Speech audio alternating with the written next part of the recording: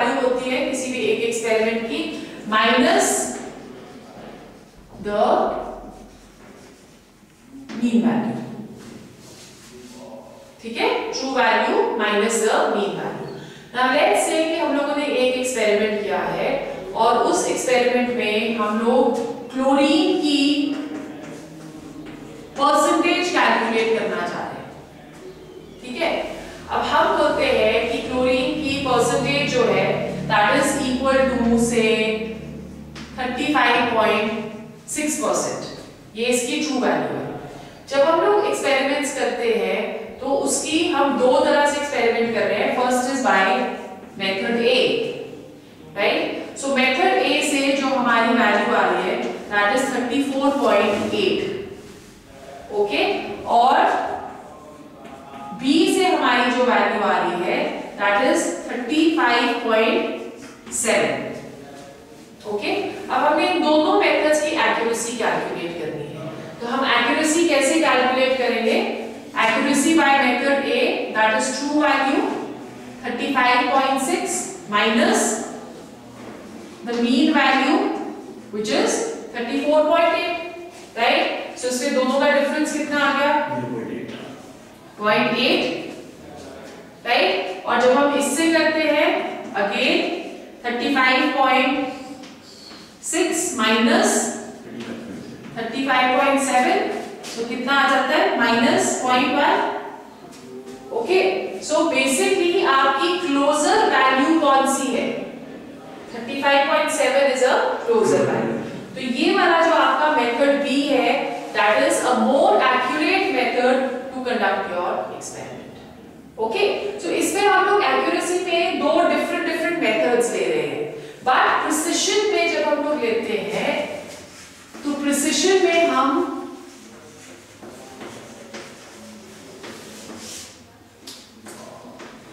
एक ही एक्सपेरिमेंट की बहुत सारी रीडिंग्स लेते हैं, ठीक है, और उस एक्सपेरिमेंट में जो बहुत सारी रीडिंग्स है उसको हम लोग ट्रू वैल्यू के साथ कंपेयर करते हैं, ठीक। सेम एक्सपेरिमेंट हम लोग कर रहे हैं तो हमारे पास परसेंटेज ऑफ क्लोरीन ही कैलकुलेट कर रहे हैं, तो क्लोरीन की ट्रू वैल्यू हमारे पास कितनी है? 35.6, ठीक।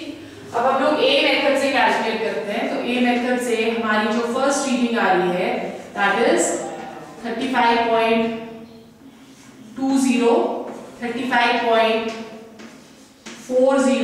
35.60 and 35.50, राइट। अब अगर आप इन दोनों के बीच में डिफरेंस देखोगे तो डिफरेंस आपका कितना आ रहा है? 20 का। इन दोनों के बीच में अगर डिफरेंस देखोगे तो कितना आ रहा है? अगेन 20 का। पर क्लोजेस्ट आपकी कौन सी होगी?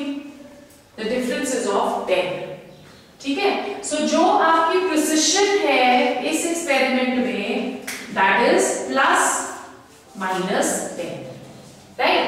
अब एक्यूरेसी और प्रिसिशन के बीच में आप डिफरेंस इसी डाटा से फाइंड कर सकते हैं। हम क्या करते हैं कि जो एक ही हमने रीडिंग्स दी है इन सबका एक एवरेज मीन वैल्यू कैलकुलेट कर लेते हैं, ठीक है। सो मीन वैल्यू करो, कैसे कैलकुलेट करोगे? 35.20 plus 35.40 plus 35.60 plus 35.50 divided by 4। This is how we calculate the mean, ठीक है। करो जरा कैलकुलेट, कितना आता है इसका mean? 141.7/4। So how much does it come? 144.7. 141.7. 141.7. 4 3s are 12. 21. 21 is 4 5s are 20. 35.4. 35.4 आ रहा है, ठीक है। सो इसकी जो आपकी मीन आ रही है दैट इज 35.42, ठीक है, ये आ रही है। अब आपने एक्यूरेसी कैसे फाइंड करनी है? Accuracy that is equal to your true value minus mean value. So accuracy इसकी क्या हो जाएगी? 35.6 माइनस 35.4, ठीक है। सो प्रिसिशन हम लोग क्या करते हैं? एक ही एक्सपेरिमेंट के रीडिंग्स के बीच में कंपैरिजन करते हैं और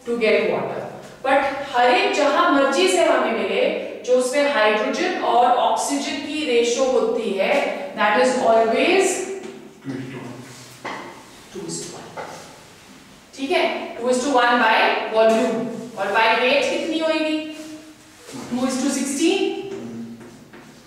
हाइड्रोजन का वेट 2 है, ऑक्सीजन का वेट 16 है, right? So this is equal to 1:8।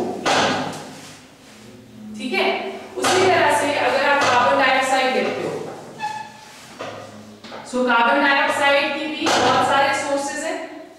Carbon dioxide हमें एनिमल से मिल सकता है, प्लांट से मिल सकता है, वेहिकुलर ट्रैफिक से मिल सकता है, एटमॉस्फेयर से मिल सकता है। ठीक है, पर कार्बन डाइऑक्साइड में हमेशा कार्बन और ऑक्सीजन की जो रेशियो रहेगी, that is going to be 1:2 by volume. By weight कितनी हो जाएगी? कार्बन का वेट कितना होता है? 12, ऑक्सीजन का वेट कितना होता है? 32। So the ratio that is going to be 3:8। ठीक है, क्लियर हो गया? Then the third law is an important law. It is your law of multiple proportions.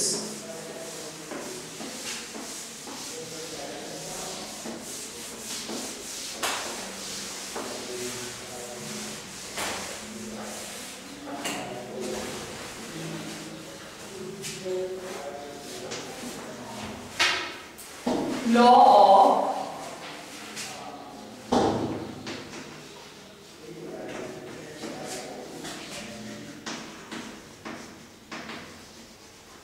multiple proportions. Law of multiple proportions जो था, that was given by Dalton. ठीक है, Dalton ने क्या बोला कि अगर सपोज हम लोग दो एलिमेंट्स को कंबाइन करते हैं और वो दो एलिमेंट्स कंबाइन करके हमें मोर देन 2 कंपाउंड्स देता है, जैसे हम लोग कार्बन और ऑक्सीजन को कंबाइन कर रहे हैं तो वो हमें कार्बन मोनोऑक्साइड भी देगा और कार्बन और ऑक्सीजन हमें कार्बन डाइऑक्साइड भी देगा। ठीक है, अब अगर हम कार्बन और कार्बन को यहाँ पे फिक्स्ड कर दें, सो ऑक्सीजन और ऑक्सीजन की जो रेशियो है, that should be a whole number ratio. ठीक है, हमने कार्बन को और कार्बन को यहाँ पे फिक्स कर दिया, सो ऑक्सीजन और ऑक्सीजन की जो रेशियो यहाँ पे आएगी, that is going to be 1:2, right? और सबसे अच्छा हम एक्सप्लेन कर सकते हैं by taking the oxides of nitrogen. Nitrogen 5 oxides बनाता है। ठीक, फर्स्ट आ गया आपका nitrous oxide, this is known as your laughing gas. ठीक है, सेकेंड आपका आ गया नाइट्रिक ऑक्साइड। ठीक, थर्ड आपका आ गया nitrogen dioxide, nitrogen trioxide and nitrogen pentoxide. ठीक है, अब जब हम लोग इसमें हमने क्या करना है, हमने नाइट्रोजन का वेट फिक्स करना है सब में। सो हम लोग वेट ऑफ नाइट्रोजन देखते हैं। वेट ऑफ नाइट्रोजन, इसमें वेट ऑफ नाइट्रोजन कितना है? 2 into 14 28। इसमें कितना है? 14। इसमें कितना है? 14। इसमें कितना है? 28। और लास्ट वाले में भी कितना है? 28। ठीक है, अब अगर हम लोग यहाँ पे वेट ऑफ ऑक्सीजन कैलकुलेट करें तो वेट ऑफ ऑक्सीजन फर्स्ट में आपका कितना आएगा? 16, सेकेंड में भी 16, थर्ड में 32, 48, 80। ठीक है, ये आ जाएगा। अब हमको करना क्या है, हमें ऑक्सीजन सारा का सारा जो है उसे क्या करना है, हमको स्टेबल कांस्टेंट करना है। सो हम 14 तक इसको सबको लेके आएंगे। इसको भी हमें 14 लाना है तो हम 2 से इसको डिवाइड कर देते हैं, 14 आ जाएगा। इसको भी हमको 2 से डिवाइड करना पड़ेगा, फिर 8 आ गया।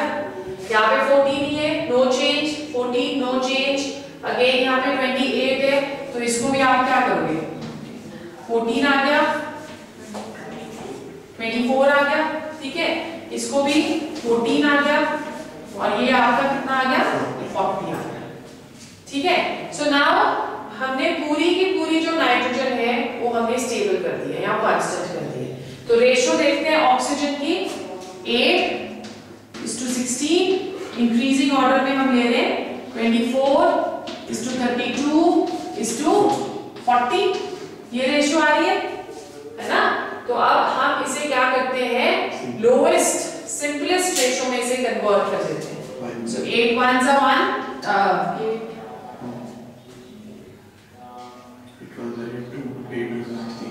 8 1s are 8, 8 2s are 16, 8 3s are 24, 8 4s are 32, and 8 5s are 20. So the ratio of oxygen that is going to be 1:2, 2:3, 4:5. ठीक है? Have you understood this? यहाँ तक लॉज वगैरह सब समझ में आ गए? Any problem?